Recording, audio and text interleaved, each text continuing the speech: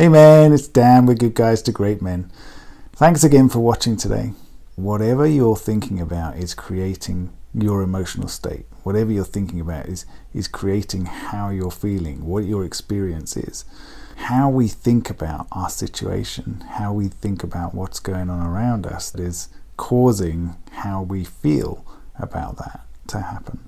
In relationships, wanting to improve them, deepen them, make them more passionate, more connected, that sort of thing, or dealing with some kind of disconnection, affair or breakup or divorce, potential separation. His focus has moved back away from what it was on, which was him and his future and how he was going to move forward, and creating lots of opportunities for him to be able to enjoy his life, and back towards her, back towards the situation, back towards what isn't happening, what he wants to be different, what needs to change.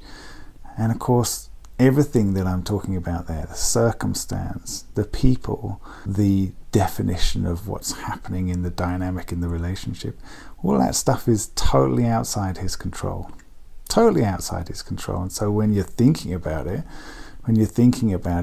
you're trying to find what's the angle, what's the route, what's the right path, what do I need to do to get what I want, or trying to ruminate on what's going on with the other person, projecting, analyzing, guessing, trying to find out what it is that the other person is thinking, or something changes in the situation and you're trying to work out, well, how do I make it different? What do I need to do? Most of the time we're focused on something that we can't control, something that is controlled by somebody else. The majority of stuff is totally outside our control. Even when we think we've got something nailed, even when we think we've got something totally analyzed and we've got all the answers, there's always something that can happen. There's always something that can come out of left field and make things a little bit more unpredictable. You never quite know. You can never quite analyze things perfectly to have all the angles covered. So then it comes down to, okay, well, what can I do? How do I stop all of the negative feelings and emotions and stop myself feeling anxious and get back onto the path that I was on before? It's how you think about your situation. It's how you think about the events. It's how you think about the people in your life and what meaning you give to those thoughts. So how you interpret what they're doing, what they're saying, how you interpret what's happened to mean something about you and your life, and to mean something about what options you have, what opportunities you have, how that limits you and stops you from being able to do or create the kind of experiences that you want to have. You can always create whatever it is that you want to have. You always have a choice.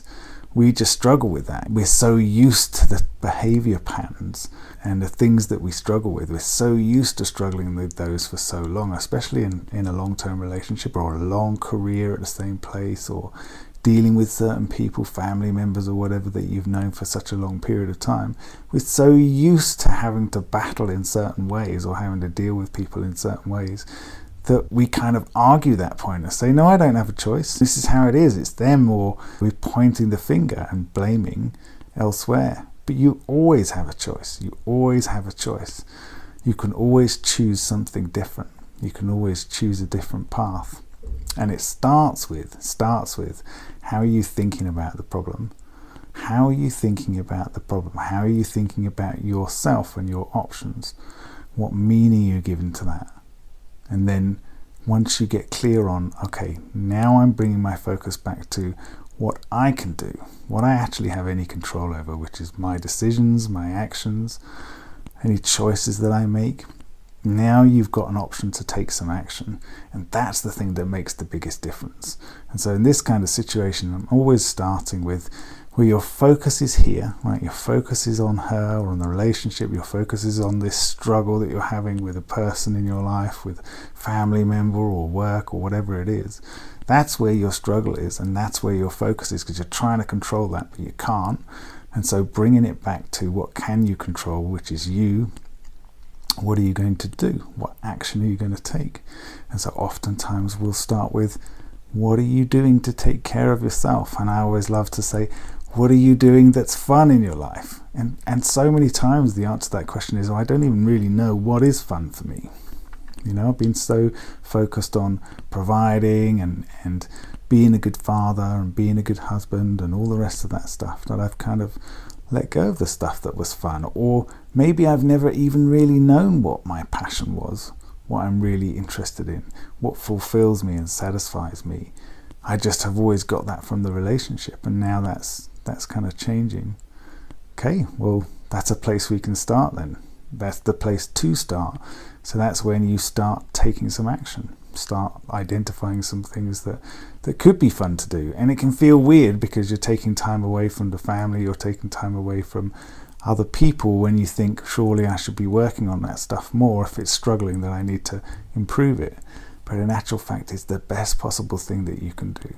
Being able to focus on yourself, the self-care piece, is what gets you into a position of being able to create completely different interactions with people, being able to bring a completely different version of you into those interactions, being able to feel more fulfilled and feel more satisfied, and start having a little bit of a fascination with your life again.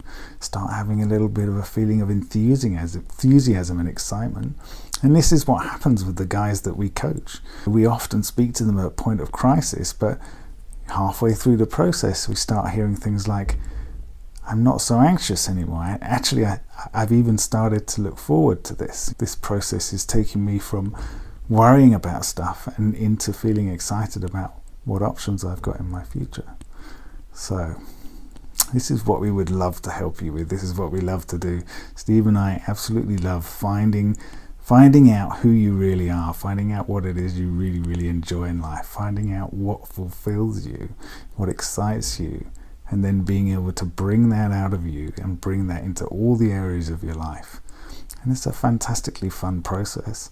And the good thing is it's kind of fail-proof. We define who you are and how you love to be as a man on the way that you enjoy being, on the things that you enjoy doing.